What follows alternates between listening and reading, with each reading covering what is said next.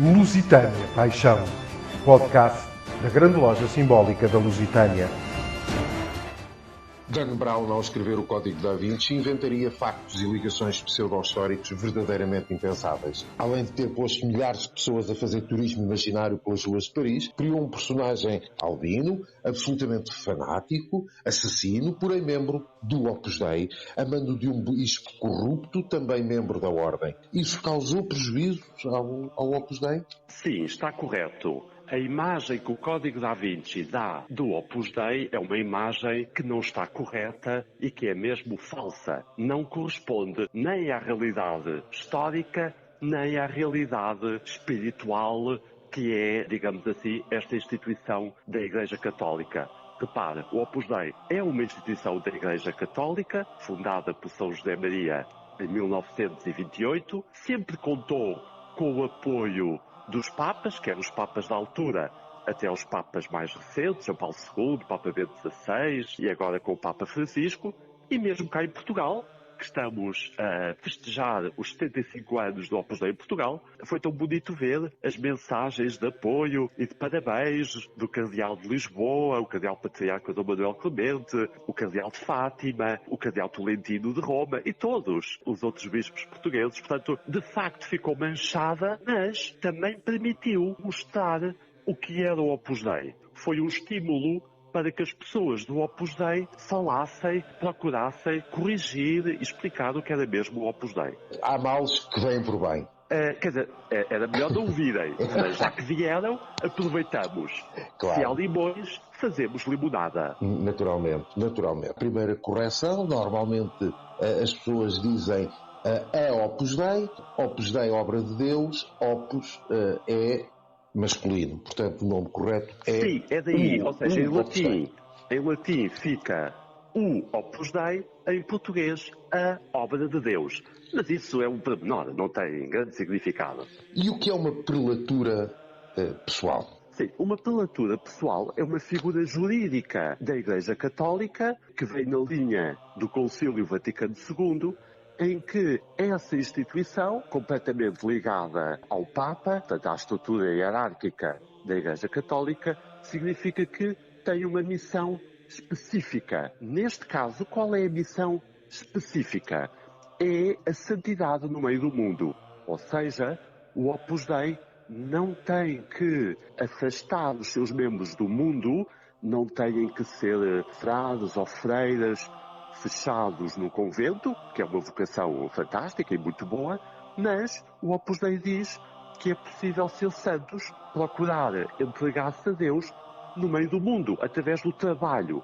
Opus Dei quer dizer isso mesmo, trabalho de Deus, a obra de Deus. Repare, só para ter uma ideia, em Portugal, os membros do Opus Dei são cerca de 1.600 pessoas, simplificando, 1.600 pessoas, a grande maioria, pessoas casadas, homens ou mulheres, que exercem as mais variadas profissões e procuram oferecer o seu trabalho, fazendo um trabalho competente, honesto, bons colegas dos seus colegas, etc., e fazem isso a Deus. Portanto, prelatura pessoal é uma instituição da Igreja que tem uma finalidade específica, digamos assim. De vez em quando aparecem nas notícias, voltamos ao mesmo, aparecem nas notícias as mais disparatadas conclusões e as mais disparatadas obras sobre o Opus, que tem uma estratégia de invasão do poder e da educação em Portugal, outros que é uma sociedade absolutamente secreta, ninguém sabe quem é quem,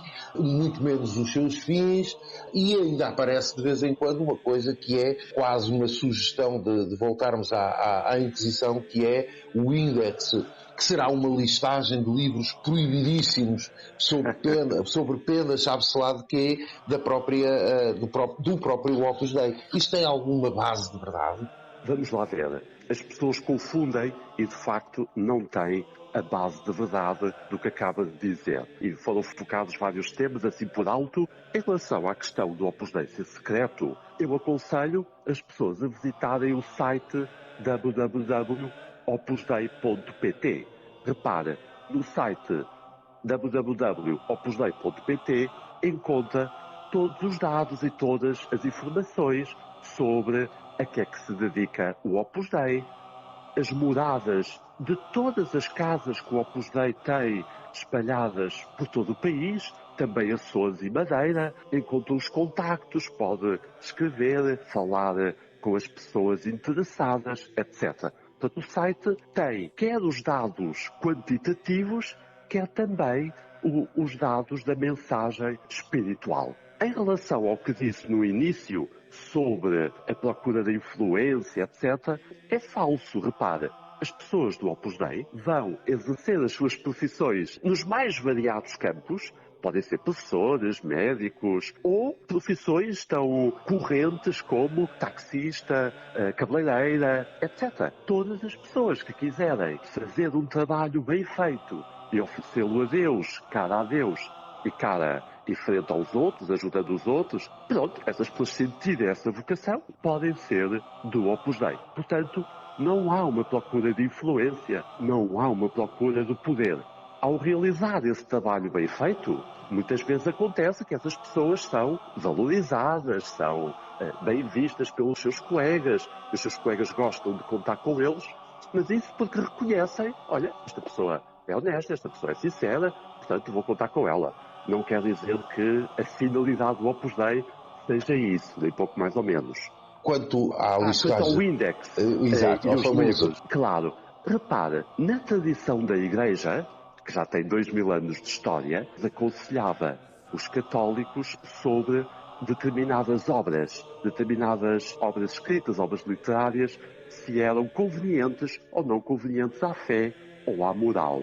O que o Opus Dei faz, e está na internet, é tornar público, visível, para quem quiser, ter uma ideia, ter uma noção de que este livro pode representar um problema para a fé, ou um problema para a moral, ou um problema doutrinal. A pena canónica, ou o castigo que havia em consultar o livro A, B ou C, o que faz é dizer, portanto, essa pena está levantada, a Igreja Católica levantou essa pena há uns anos, o que faz o Opus Dei é divulgar as informações sobre as obras A, B ou C. É público, não é secreto. Serve para qualquer católico ou para qualquer pessoa que queira saber, olha, qual é o problema que esta determinada obra tem em termos de doutrina, ou também pela positiva, olha que interessante, aqui está um livro que aprofunda o tema A, B ou C. Portanto, repare, estamos numa sociedade aberta. As pessoas pela internet podem chegar a qualquer tipo de obras e, portanto, é muito bom, é muito útil haver a indicação sobre o que é que trata o livro A, B ou C. É só isso. Claro que se eu sei que um livro pode ter determinados problemas, do ponto de vista moral ou do ponto de vista doutrinal, eu gosto de ter essa informação à partida. Eu gosto de saber, olha que interessante, este ponto é levantado naquele livro e no outro, e já está. E, portanto, se eu vejo que um livro, sei lá, é a favor da pedofilia, ou um livro vai estimular a violência, ou um livro vai estimular o racismo, é bom que eu esteja alertado, atenção, este livro é negativo, é contra o aspecto doutrinal ou contra a moral, portanto, se calhar, deixa-me tomar atenção se o quero ler ou se preciso mesmo de o ler, porque às vezes os bons livros que influenciam as pessoas a agir em determinados comportamentos, se calhar é bom avisar ou evitar e que a pessoa saiba o que é que está a ler. Bom, e em 10 minutos, pouco menos de conversa, estamos a anular uma quantidade de mentiras que circulam, quer na própria internet, quer na comunicação social, e muitas vezes entre rodas de amigos. Falta-nos talvez o último, que é talvez um dos mais sensíveis. Os silícios, o uso de mortificações, o uso de uma tortura, de uma autotortura. Isto faz sentido? Vamos lá ver. É preciso compreender isto na tradição da Igreja, começando pelo próprio Cristo, que na sua paixão sofreu por nós para nos salvar. Portanto, é daí que vem essa tradição. O Opus Dei não inventa, não cria determinadas formas de sacrifícios ou mortificações. A grande maioria das pessoas do Opus Dei faz os sacrifícios que entende que vão bem consigo, que acha que são úteis para si próprios, etc. Ao longo da tradição, e portanto, quem usa ou quem pode utilizar ou quer utilizar silícios, essa forma de sacrifícios, são relativamente poucas as pessoas do Opus Dei que seguem ou gostam ou se identificam com essa prática. Porque, repara, é uma forma da pessoa se unir fisicamente a um sacrifício que Jesus também fez. Mas se vir na tradição da Igreja, muitos papas, muitos santos utilizaram essa forma de sacrifício. Não são sangrentos, ao contrário do que diz o Código da Vinci, por exemplo, e outras invenções que andam pela net, causam desconforto e durante esse período, pode ser 1 hora, 2 horas, ou o tempo que a pessoa quiser, não há regras, não há imposições, esse desconforto, a pessoa vai oferecer esse desconforto a Deus Nosso Senhor. No entanto, o que o Opus Dei mais aconselha, o que o Opus Dei mais sugere, é que a pessoa faça sacrifícios em prol do outro, procurar tornar a vida agradável ao outro, o marido ao chegar a casa tenha atenções para com a sua mulher e participe na lida da casa. Isso sim, às vezes custa, e esse tipo de sacrifícios são aqueles que o Opus Dei mais recomenda, mais sugere. Portanto, o Opus Dei segue os sacrifícios que a Igreja Católica, ao longo dos 2000 anos, vai sugerindo, mas depois insiste em pequenos sacrifícios no dia-a-dia. Ser simpático para o colega de trabalho, responder a tempo e horas a um mail, a um telefonema, ajudar o colega do lado, nos prédios onde as pessoas vivem, habitualmente as suas casas, serem simpáticos para o vizinho, etc. Atenção com os filhos, deixar as coisas arrumadas. Isso sim, às vezes é um grande sacrifício, causa verdadeiro esforço. Como eu entendo deixar tudo arrumado, de facto, esse sim é quase uma mortificação. Exatamente.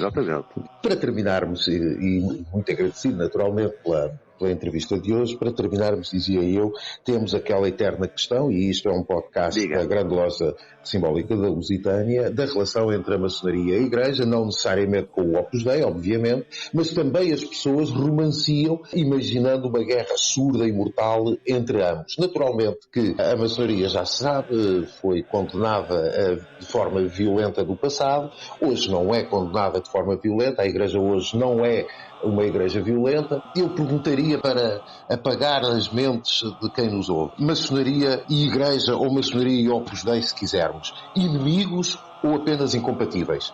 Vamos lá ver, isto dava uma conversa muito longa. Inimigos nunca. Repara, o Opus Dei não é inimigo de ninguém e a Igreja Católica também não. Neste momento podemos dizer incompatíveis. Neste momento, e desde sempre, há uma incompatibilidade entre a doutrina católica e bastantes aspectos básicos da maçonaria. Assim, para sintetizar, temos a questão da relação com Deus. Portanto, a Igreja Católica reconhece Deus como um Criador, mas mais do que um Criador. É mesmo um Pai que gosta de nós, com quem nós nos relacionamos no dia-a-dia. Deus intervém na história, Deus quer ajudar os homens e os homens devem contar com Deus Nosso Senhor. E, portanto, esta relação, este modo de ver a presença de Deus no mundo e a atuação de Deus no mundo é talvez um dos aspectos que mais distancia a doutrina católica da maçonaria. Portanto, Deus é um ser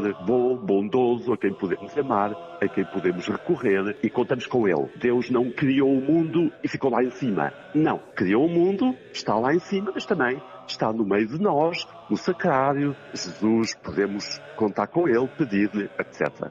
E foi assim que conseguimos destruir uma quantidade de mitos, de mentiras, viciados até pela repetição, que uma mentira repetida muitas vezes é ela própria uma verdade, infelizmente ou felizmente escondida. Paulo Martins, professor, membro do Opus Dei, ajudou-nos hoje a perceber e a desmistificar o que é a única prelatura pessoal da Igreja Católica, justamente o Opus Dei.